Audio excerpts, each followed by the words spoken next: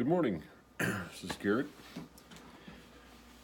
Funny thing is, with as long as it takes to upload these videos after I shoot them, it'll be late afternoon probably before anybody can even watch this at the earliest. So I don't know why I keep saying good morning, except that this is the first thing that I'm doing in the day after I've had my first cup of coffee.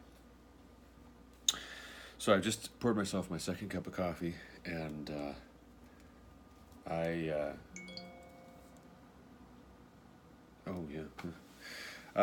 I'm wearing my Zoolander shirt. Really ridiculously good looking. Picked that up at a Walmart. Thought it was amusing. I'm not a huge Zoolander fan, but it struck me as funny. And anyway, every now and then, even just the process of looking at this shirt in my drawer when I'm deciding what to wear for the day makes me smile, and I think that makes it worth it. So anyway, I've been trying to cycle through also with what I'm wearing, what shirt I'm wearing as I do these videos, so that it's not the same shirt all the time, and it gives a little bit of extra personality, especially if I'm going to take a video in the same spot, the same place at my desk here. I'm trying to get this kind of standardized, where that red star on the wall is at the same general spot, and all of that. And so then, what else really is there to have variation in, except for my topic, obviously. What shirt I'm wearing. My coffee mug is a coffee mug from Estevan, Saskatchewan, for some business called Cactus Auto Body Ltd. And we go through mugs with some rapidity. Seems like we lose a lot of coffee mugs to attrition, and children dropping them, or what have you. But this is one I got from work. I work for a Canadian company, for the most part, with this automation. We're kind of their I&E group, doing their full build and maintenance work for their automation. I had a meeting with them to discuss the results of some shutdown testing that we did for them. I did for them. And I used this coffee mug, and as I was leaving, I was going to go wash it up and put it back, and I said, no, you can keep that. That's all right. Oh, cool, yeah. Quirky, unique mug. I wouldn't have gotten anywhere else, I don't think. So I was pretty tickled about that. But anyway, what I wanted to talk about today actually is a little bit of a it's a collection of things, but first off, this idea hit me yesterday as I was driving around the countryside. These YouTube videos may serve as a kind of time capsule someday, and I've mentioned stumbling across some of the videos that I took 9 years ago on another Gmail account, another Google account, another YouTube account. And just how distressing it was to look at some of those videos, to see some of my mannerisms, to see how I expressed myself or didn't, how nervous I was, how hesitant, how it was appalling.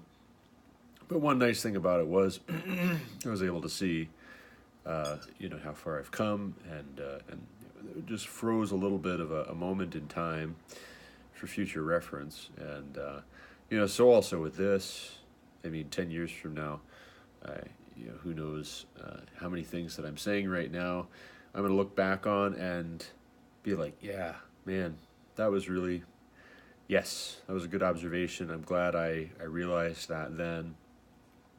I wonder how many other things I say and do now that I'm going to look back on and just shake my head because I, have hopefully grown by the time, I don't think I have attained perfection, and probably just about everybody who knows me is like,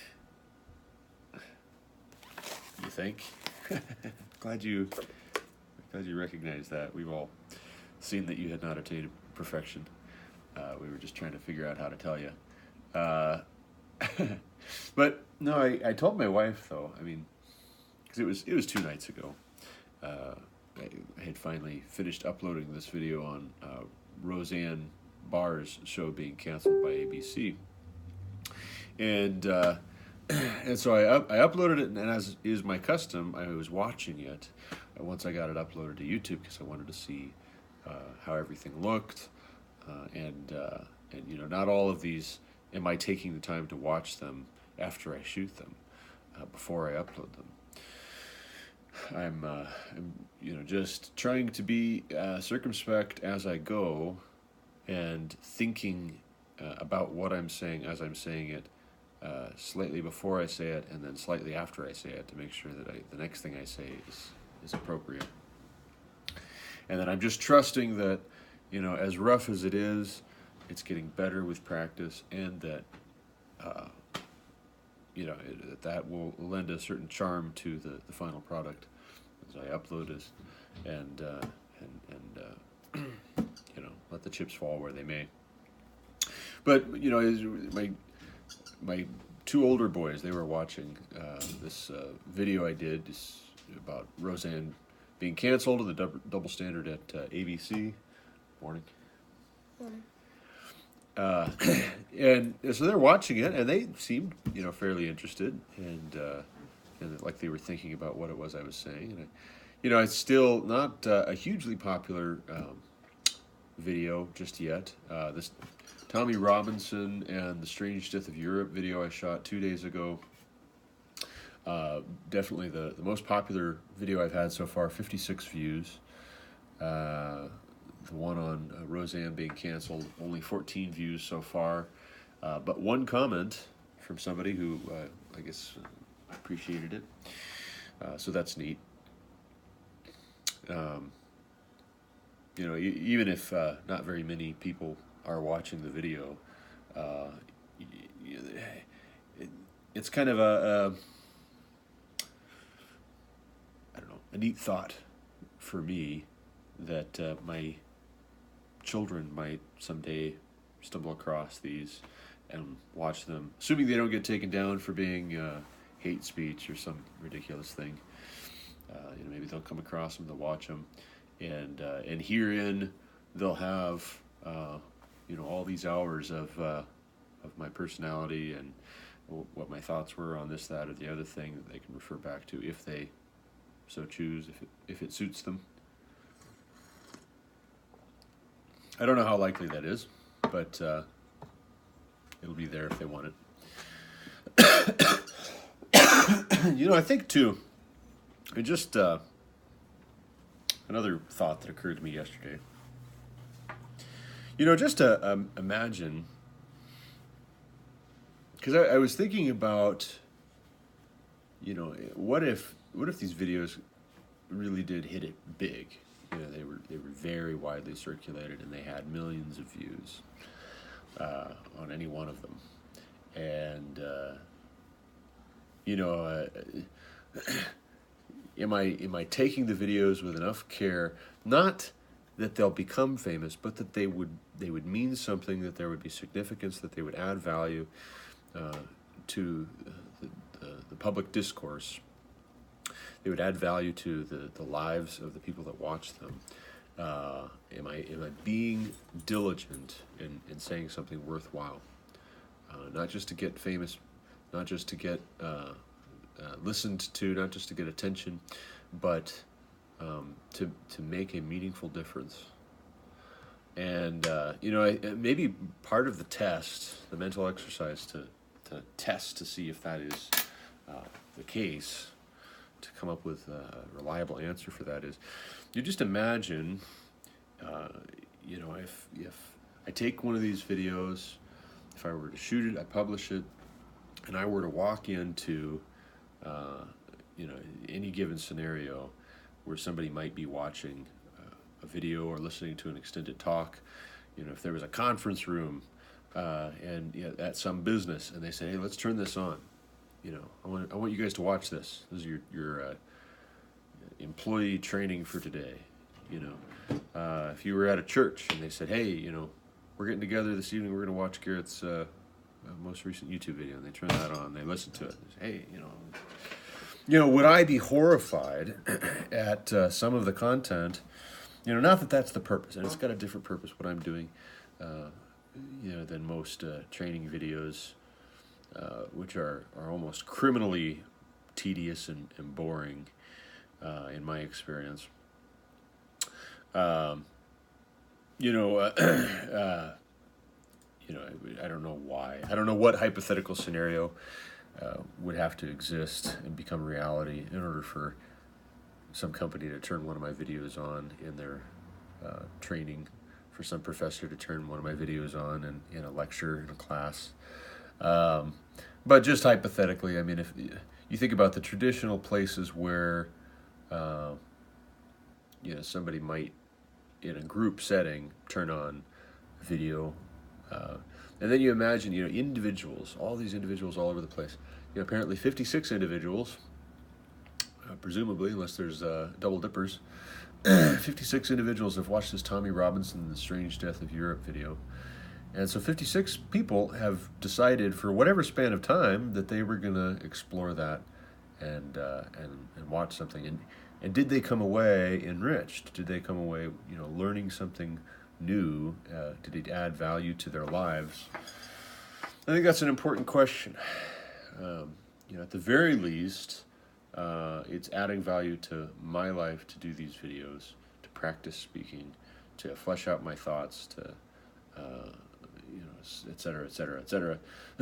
But you know, I don't want it to just add value to my life. I want it to add value to other people's lives.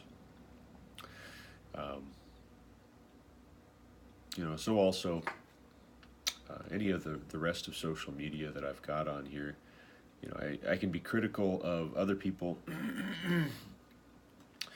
posting videos and photos of cats, you know, funny cats. And lots of people make jokes about how the internet is it's just cat jokes and other things. There's a lot of things on the internet. Some other inappropriate things that are very, very popular. And I can be critical of how other people use the internet, and I am trying to think critically about it. I'll put it that way, not just to criticize for the sake of tearing other people down or making them feel small. But you know, it behooves me to also be intentional, to be honest, to be circumspect about how I'm using social media. How am I using Facebook? How am I using the internet? And you know, for one thing, I look, you know, Facebook's got this grid view now, which I've taken to with a liking. Kind of reminds me of Pinterest a little bit, which I'm a big fan of. And it breaks all of your posts down, if you choose to look at your timeline in that way, breaks them all down into these little square images, previews of what your post was, whether it was a video, picture, status update, what have you. And as I scroll through the month of May, you know, because today is June 1st, there's a lot of posts, and I see a lot of news, a lot of political commentary, a lot of social commentary. I see pictures of my family here and there. I see me posting up what it was I was reading and what I was watching on TV, what movies. I see plenty of other of these YouTube videos because I do believe I just started taking these YouTube videos in May. You know, so that's kind of extraordinary. It feels like I've been doing this for a while now. But May 8th was the first of these videos that I did for YouTube in recent history. But I look at this, and some people can question, and I've seen people question the value that I'm adding to their lives and their experience with posting so much about the news, so much about what's going on in society. Obviously, by volume of likes and comments and what have you, most of the people that I know far and away prefer that I would post pictures of my wife and children. I'm not nearly as popular with everybody. If I post a picture of me, it might get 5 or 6 likes. If I post a picture of myself with my wife, it'll probably get 50 or 60, if not 100 or more. Post a picture of one of my children, and my son John being born earlier last month, I'm sorry. Several different pictures I posted got 100 likes each. That's what most people want to see, is they want to see pictures of my family, and that's what they're there for. That's what they're on Facebook for, is to see what other people they know are up to and are doing these days. And in terms of number of posts, obviously I approach Facebook primarily as a platform for discussing ideas, for kicking around impressions, perspectives on what's going on in the world and how we should live and how society is ordered, and what should be done politically, and what should we believe, and et cetera, et cetera, et cetera.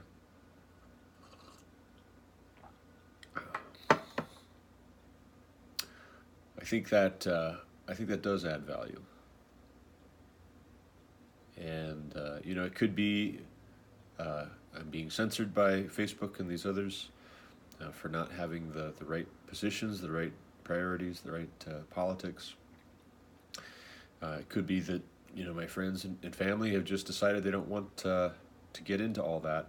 I'm skeptical that's what it is. I see a fair number of them liking and commenting on other people's political posts when I scroll through Facebook, and so I know it isn't just as simple as other people being burnt out on politics. There is something particular to me, whether it is that I'm being censored, or people just don't like me.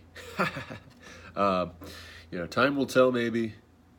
And in the meantime, being disliked, or people saying, the jury's still out on what they think of me, or whether they like me or dislike me, or what have you. I can't wait to live my life until people decide that they really, really like me. Sorry, it just doesn't work that way. I've held my breath a time or two in life, and in days past, years past, waiting for people to like me and think I was special and whatever. And then even when it seemed as though people did, and they did like me, it didn't necessarily mean that I was on the right track, or had really, in that moment I had done and been my best. It could just be that the fickle crowd happened to be paying attention at that moment, and and something which was much more praiseworthy 10 minutes before, and they missed it, or somebody noticed it and they criticized it, and then that colored the impressions that came down the line. You can't hang your hat on other people liking or disliking you. You just can't. People are fickle. That's all there is to it.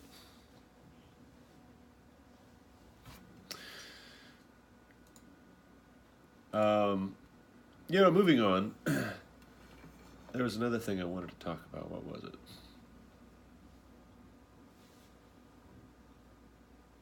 Well, doggies. Maybe this is what it was. And as I talk, maybe the rest will come to me. There's a quote from Socrates, famous Greek philosopher, lived from 469 BC to 399 BC. And he said, "Be as you wish to seem."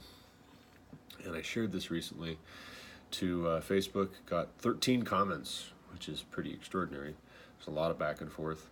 Half of those were my comments, but I think a couple of people had an interesting point about it, which was to say, if somebody wants to seem like they're the wrong gender, if some boy wants to seem like he's a girl or some woman wants to seem like she's a man, Socrates was an idiot, saying that they should be a girl or be a boy. No, that's not. I don't think what Socrates was saying. He was not advocating that people be delusional. I think what he was getting at, it would be interesting to look back at the context of it, because this is just a meme that I found on Pinterest that tickled my fancy, and so I shared it. But be as you wish to seem, I think he was getting at virtue. And, if you want to seem like you're this charitable person, for instance, just be a charitable person instead of trying to create this impression in other people's minds that you are generous and loving and kind and patient and all that. Why don't you just be those things? So also, if you want to seem intelligent and well-read and have, seem as though you have well-formed opinions, probably the most effective route to seeming that way would be if you just become that, instead of pretending, being artificial or delusional. One of the things that maybe draws me to this shirt here, really, really ridiculously good-looking, Zoolander, Derek Zoolander. It's a comedy. It's an absurd comedy about male models, Ben Stiller and what's the other guy? Owen Wilson play these male models who are just ridiculously dumb, and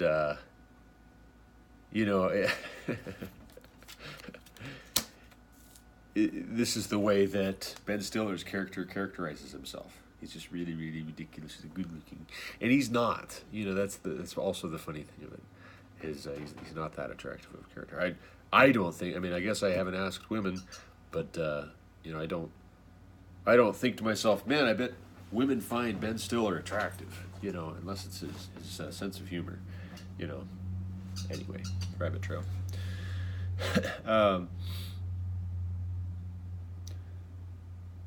Sometimes it isn't just as simple as making a choice. Sometimes there are barriers to you being as you wish to seem, because you just don't have it in you.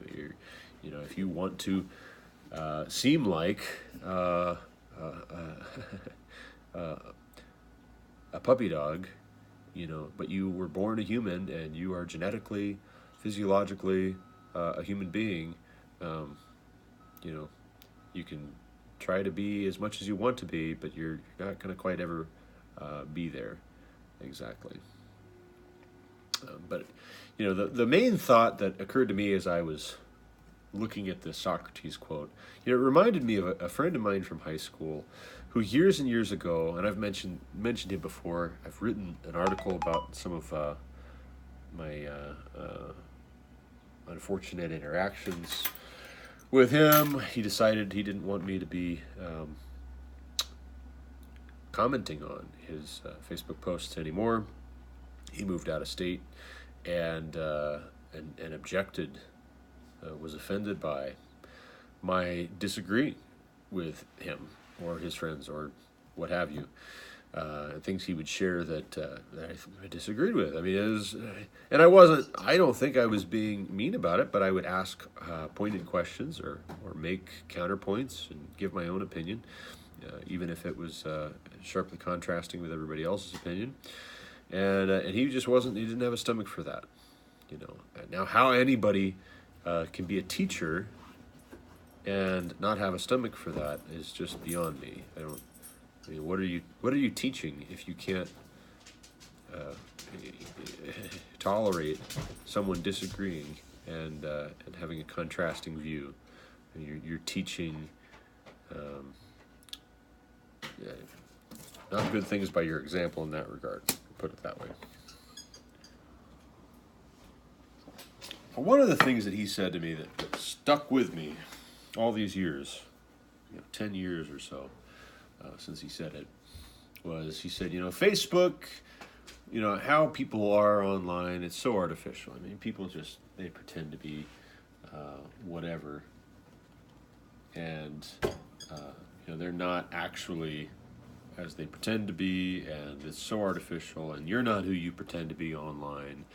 In person, you're a nice guy, and you're easy to get along with, and nobody's ever offended. But when you're on the internet, you're so aggressive, and you're somebody else, and I don't like who you are on the internet. And, and part of that, I think, was it boiled down to people, and him in particular, but most people being trained, educated to read their feelings, not to read books. What I mean by that is a phrase I've come up with that I keep using. I need to explain it at some point. This subjective interpretation of meaning and not looking at the inherent meaning of an author. What did they mean? What were they saying? What did they intend? And not looking at that objectively, but reading your own experience, your own feelings, your own impressions, and what you want them to have said into, and interpreting what they said in completely self-absorbed ways, as if it's all about you, and keeping it as an afterthought that they actually meant something above and beyond and completely irrespective of how you feel. So many kids, that's how they're taught to read. That's how they're taught to think about things, interpret things. That's how they get engaged by our education system today. And they're not asked, what does this mean? They're asked, what does this mean to you? And this is very prevalent in the church as well. You have Bible studies and I don't think this is all bad, but it gets way out of proportion. Application, studying a passage of Scripture to figure out a good application, especially if it is something that applies to you. No temptation has seized you, but that which is common to men. And God is faithful. He will not put more on you than you are able to bear. You read a passage like that, you should be asking, what did the author intend by this? What does God mean by this? This is God's word. What's the original meaning of this? You should also be asking, okay, what does this mean to me? How does this apply to my life? But you don't ask the second question there and then stop. Say, how does this apply? You need to ask, what was the author's original intent? What did God mean by this when he said this? Why is this in the Bible? Objectively. You ask that question first, then you actually have a purpose and some clarity and there's actually some chance of success at you being able to apply it in your life, right? And I disagreed with my friend. We don't we're not simpatico anymore. I enjoyed him in high school. I thought we were closer than we turned out to be. But the Socrates quote, "Be as you wish to seem." What if we were the people that we try to pretend we are on social media? I've made it a policy, tried to be really intentional about being myself. and even to the point that if I'm using, if I'm on, let's say, Steam. Steam is this gaming platform, or whatever you want to call it, service, where you can buy games online, you can download them, you can access them from various computers. You don't have to just have the CD. And it keeps track of statistics. You can connect with friends on there. You can, there's all kinds of things you can do with Steam. And so even on Steam, I go by my name. I don't have some weird complicated pseudonym. And so also in all these other platforms, I don't go under an alias. I use my name because I'm trying to be myself. I wanted to be clear. This is me. And I also want to be thinking, who I am online is going to translate in some way, shape, or form into who I am in real life. Eventually there's a bleed through where you're no longer pretending. You've actually become the person that you were trying to seem like. And practice makes progress. One of these days you wake up and you realize that's who you are. But to be consistent, to be honest with ourselves, if we want to seem like we're authentic, I think we should be authentic. If we want to seem like we're well read and thoughtful and considerate, then we should be that. And I think so also too. This puts the emphasis on being and not seeming. You can get discouraged sometimes if your focus is primarily on seeming a certain way. How do people perceive you? What do they think of you? If either you're not getting any traction, or some of the feedback you're getting is critical and saying mean things just to throw you off. And there's all kinds of reasons that people can do that, especially you start weighing in on political and social issues. You start saying things that challenge other people. And I've noticed this, and I've mentioned it often since I started doing these YouTube videos because it really bothers me. People that I have loved and trusted and thought I could rely on to support and encourage. So long as I was agreeing with them, saying all the things that they wanted me to say, taking all the positions that they have, and not challenging any of their presuppositions, any of their assumptions. As long as I was doing that, they said, "Oh, you're brilliant, you're brilliant, you're brilliant."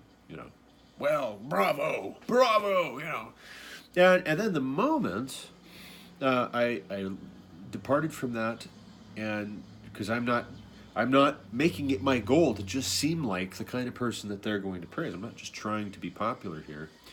The moment I departed from that and moved into the territory of some issue that they didn't want me to talk about, and started applying the same approach, having the same methodical, analytical, direct, blunt, style, argumentative style.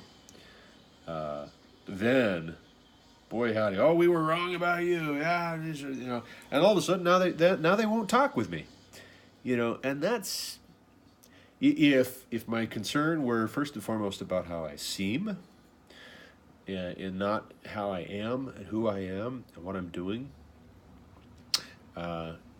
If my first concern were how I seem, then that would destroy me, and I wouldn't be able to do what I'm doing. Paul writes at one point. He says,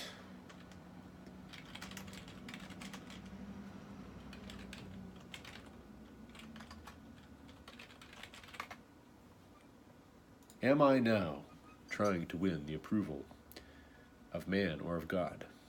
Or am I trying to please man?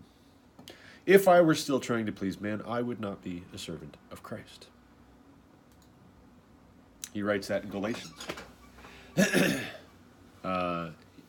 He writes that in a book, in a letter of the New Testament, in which he's addressing Gentile believers being thrown off course by a false gospel, which said that they had to become Jewish in order to be Christians, in order to be saved. And they couldn't have any part of Christ unless they got circumcised, and et cetera, et cetera, et cetera, and kept the law.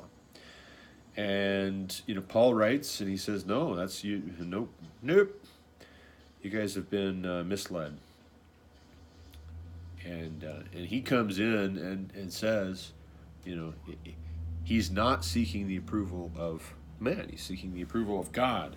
And so he has to only say what's true, and he can't be thrown off of saying what's true and testifying to the truth just because it's going to upset people. I'm listening to Jordan Peterson's book too, and that's one thing he was talking about in the section I was reading yesterday, where he says, when you don't know what to do, just either listen or tell the truth. You might find that in the course of telling the truth, an answer, a solution presents itself. And I find this is very much the case with the line of work that I do right now. I was recently having a discussion with another friend of mine from years and years ago.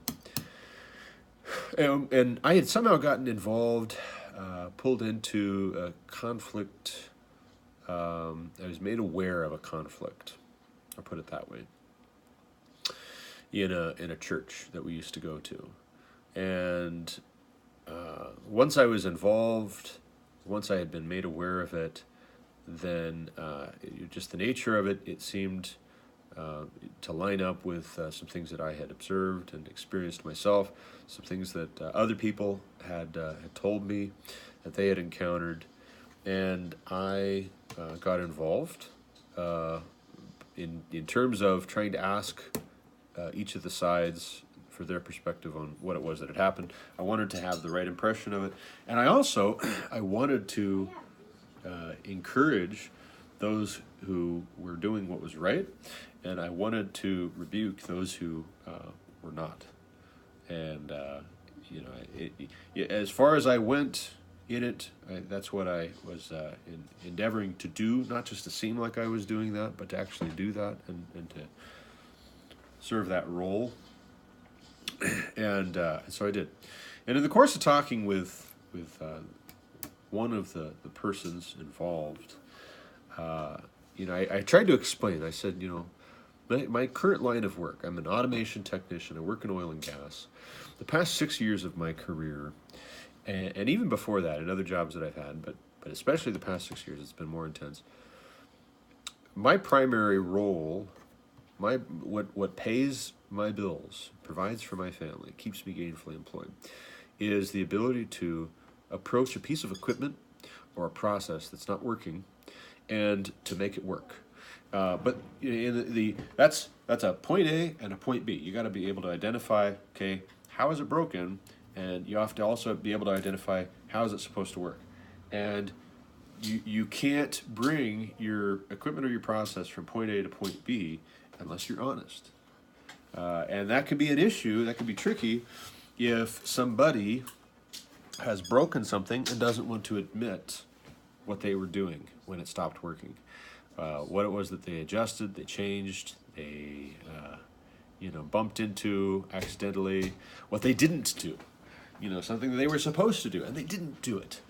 And now that they didn't do it, they didn't put oil in, they didn't hit this button at the right time, they didn't hit, whatever. If people are not being honest about that, it can make the troubleshooting process a great deal longer and harder, and it prolongs the broken state of things.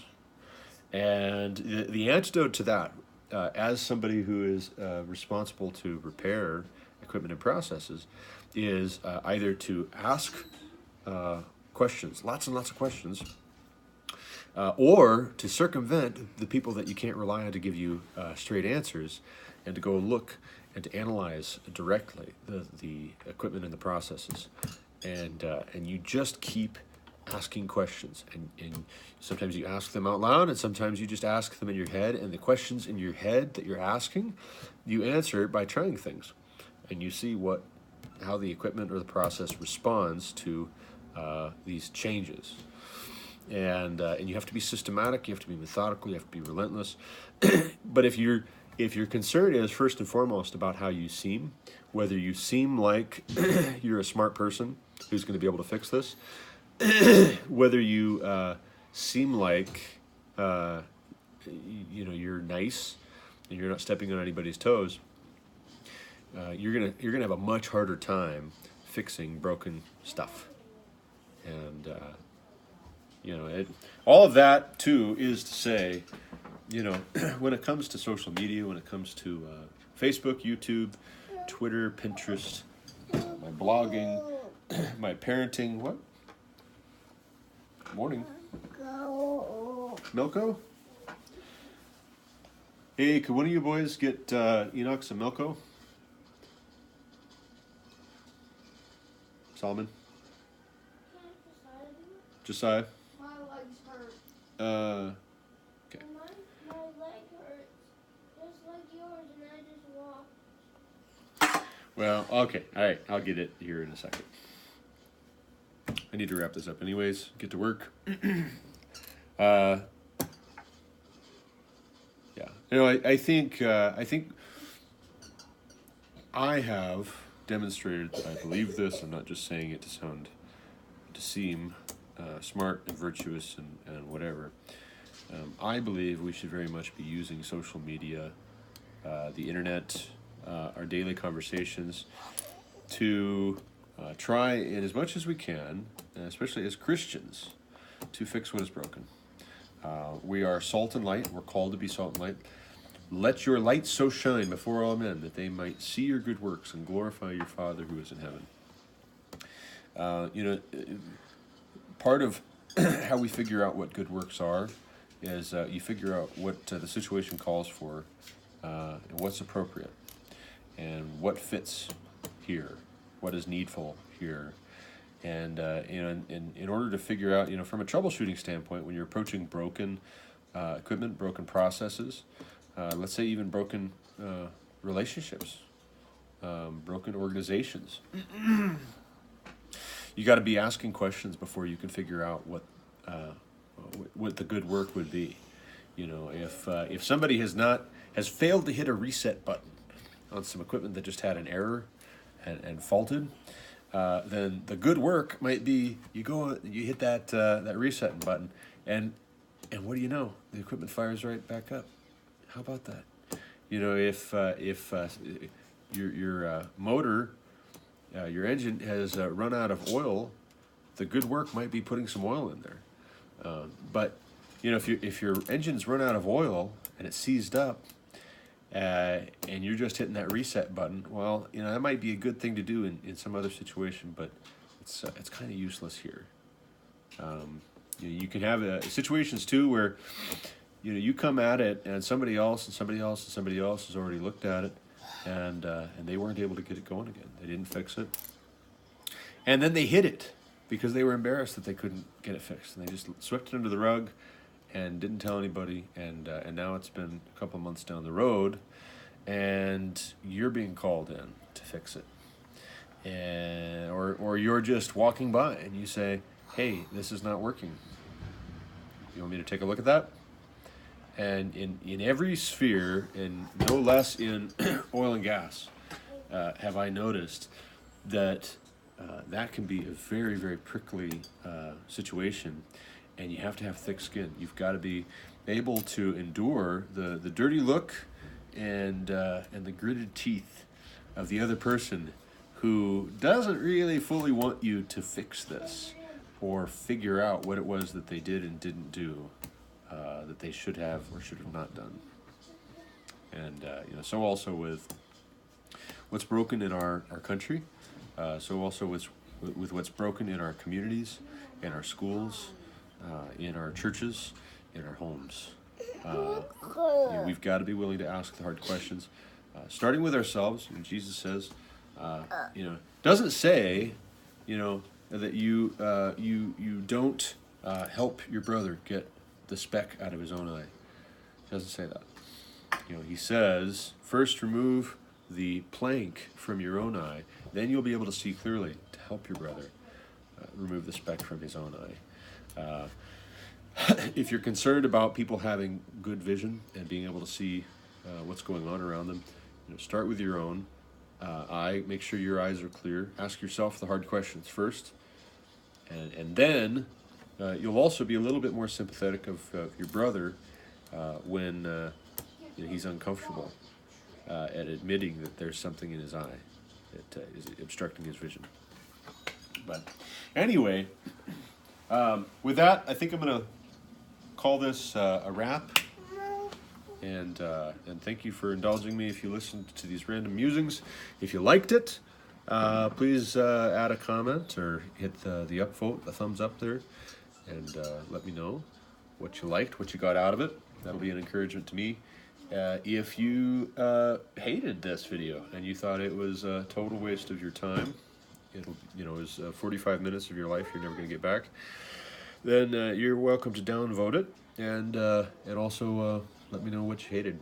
So it's up to you. The choice is yours. But in any event, thank you. God bless. Have a good day.